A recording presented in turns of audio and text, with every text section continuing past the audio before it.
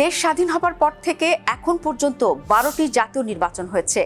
এর মধ্যে সর্বোচ্চ 6বার আওয়ামী লীগ সরকার গঠন করেছে।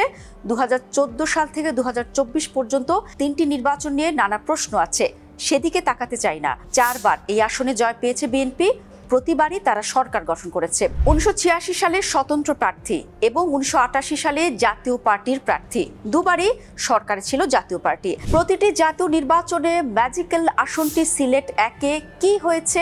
যে 6বার সরকার গঠন করেছে আওয়ামী লীগ, প্রতিবারই সিলেট 1 আসনে জয়ী হয়েছে আওয়ামী লীগের প্রার্থী। 1973 সালে প্রথম জাতীয় সংসদ নির্বাচনে সিলেট 1, যেটি সদর আসন হিসেবেই বিবেচিত, সেখানে জয় পান আওয়ামী লীগের প্রার্থী আব্দুল হেকিম চৌধুরী। সেবার আওয়ামী লীগ ভূমিধস বিজয় পায়। 300 আসনের 293 আসন জিতে সরকার গঠন করে শেখ মুজিবুর রহমানের আওয়ামী লীগ। 1975 সালের 15 আগস্ট পরিবারসহ শেখ মুজিবুর রহমানকে হত্যার মধ্য দিয়ে কার্যত আওয়ামী লীগের কার্যক্রম ভাটা পড়ে।